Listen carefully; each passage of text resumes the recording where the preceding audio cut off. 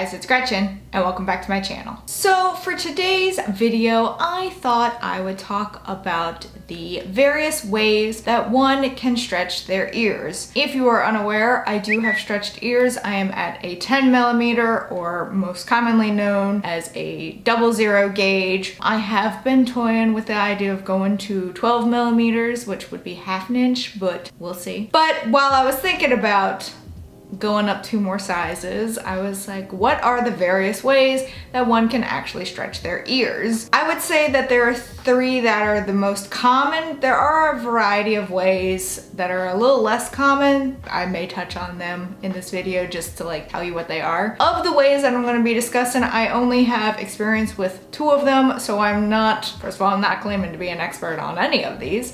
I'm just a piercing enthusiast, as I like to remind people. I am not an expert, so if you are trying to do this yourself, do not use this as a how-to guide. This is just more of a if you're unsure guide, if that makes sense. This is just to give you information behind each of those methods. The first method that I'm going to discuss on how to stretch your ears is what I personally think is the one that everyone is aware of, and that is tapering. Tapering is the use of tapers to stretch your ears. So this is a taper. This is a really tiny taper. I can't seem to find any of my other tapers that I've used before. So we're gonna use this really tiny one. I don't even know what this is. I wish they had numbers on them because I cannot tell you what size this is. But basically what a taper is if you notice, it's thinner at one end and then gets bigger. This is the size that you'll end up going to. This is just the little start point. And so, say my fingers are my ear, and you push it through while it gets to the bigger size. And you may feel it stop at some point because it's oh, that's a little bit of a jump. And then you keep going until you get to the end. And then you can feed your jewelry through. That's essentially what tapering is. A lot of people do not like the tapering method. They will tell you, oh, don't use tapers. Tapers are bad. I totally understand that. However, I personally use tapers for most of my stretches. Did not have a problem. I know some people who do have problems. It all depends on how you do it. Things like the speed, what you're using to lubricate your ears with. Maybe you're not lubricating them at all and that's where your downfall is. The type of taper that you're using, you should never use something like acrylic. Also, do not use tapers as actual jewelry. That's not what they're intended for. That's probably one of my biggest pet peeves is when I see someone wear a taper as their jewelry. No. With tapering, you do have to move slowly. If you go too fast, you can risk damaging whatever area it is that you're stretching. Most common area of stretching are people's lobes, though people stretch cartilage in their ears, their nose, their tongue.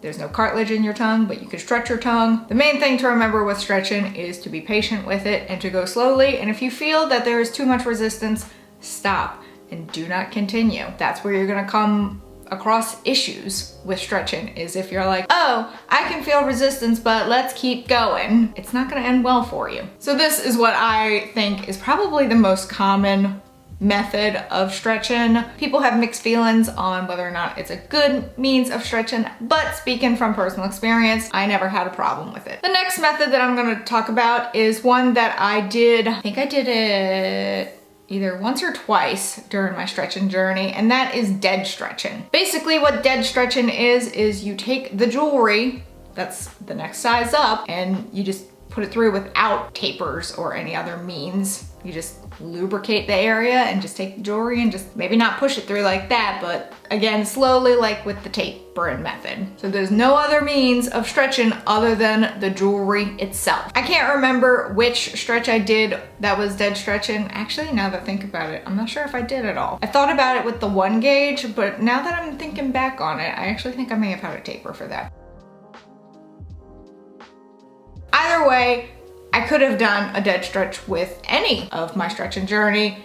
Taper for me was just the preferred method, but dead stretch, I would have just taken the piece of jewelry, lubricated it up, and just fed it through kind of like what I did with tapers. Tapers just is a means to stretching, whereas dead stretching, you just take the jewelry and just pop it in. Again, a lot of people are up in the air on how they feel about this method. A lot of people prefer it over tapering, but a lot of people also say that it can be pretty dangerous, especially if you go too fast. Moral of the story, don't go fast. Now for that means of stretching, usually you find that at much larger sizes. You don't typically see that for smaller stretches, but for the larger ones, that does seem to be a preferred method. Not the method, but a preferred method. This next one I have heard so much about, and I never quite understood what people meant by it until I started researching it, and then it totally made sense. And that is the Tapen method. Not the tapering method, the Tapen method. Basically, what the Tapen method is you take your current jewelry, so I would take this tunnel that I have in, and you take a specific kind of tape and you wrap it around the jewelry and then put that jewelry back in. Obviously, you've lubricated it because even though tape can be pretty thin and you wouldn't think that, 2 wraps around the jewelry would be a lot, it's enough of a difference. By doing this, you're making the original jewelry a little bit larger than it normally is. This helps you stretch up to other sizes. It's a slower means, but it's also a safer one. Over time, you're able to add another layer of tape to it and then another layer of tape until you get to that next size.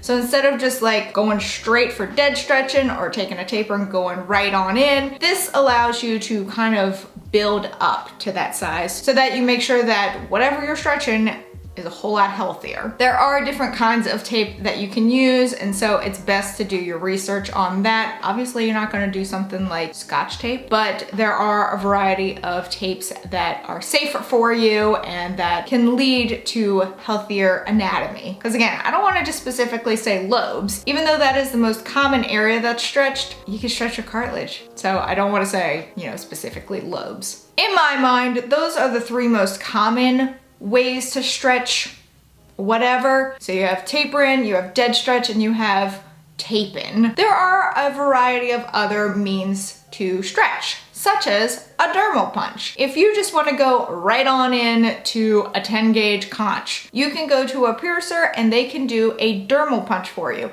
There's no stretching involved. Basically, they take something, at least what I've seen, it kind of looks like an apple corer, and they just kind of go right on into the spot that you want. You can do that with your lobes. You can do that with any cartilage area. Not sure they could really do that with a septum because that's a really tight and tiny space up in there. Also not sure if they could do that with tongues, but I know they can do it with cartilage as well as lobes. Keep in mind though, with a dermal punch, other than stretching through those other means, when it comes to a dermal punch, you are removing that skin, that cartilage, what have you. It's not gonna come back. So say you dermal punched your lobes, and then all of a sudden you wanted to go down sizes. I don't think it would be able to do that because you have quite literally removed the skin, the flesh around that area with the dermal punch. At least with stretching those other ways, it's not removing the flesh. Ugh, that's a weird word. Another thing that you could do is scalping, I think it's called. Correct me if I'm wrong on that, but that's one that I came across in my research, is that a piercer can do scalping for you, which also that just sounds gross. So sorry to anyone who has done that before. Basically what this is what it sounds like. They take a little scalpel and they carve or cut out the desired size. That just makes my stomach turn. If you yourself have done scalping before, leave your experience below. Please make it sound a little bit better than it does in my head. Both dermal punching and scalping are fine ways to stretch, not necessarily the recommended ways to stretch, but they are options. Other means are using ear weights, where you just put ear weights in whatever, current size you have, and it just basically pulls it down. Also not often recommended way, because it does only pull down the bottom part of whatever you're stretching. So it doesn't stretch the whole surface, just the bottom part, but it's also not the worst way. So these are just a variety of ways that you can go about stretching your ears. Again, the most common ones are tapering, dead stretch, and tapen. Don't get tapen and tapering mixed up. Those are the most common ways. The other ways are options for you. Less common, not always recommended, but then again, some of the most common ways are not always recommended. Let me know in the comments below if you have stretched anything before, like what method you used, what you found worked for you. Tell us what didn't work for you. I mean, again, I know for sure I've only done tapering.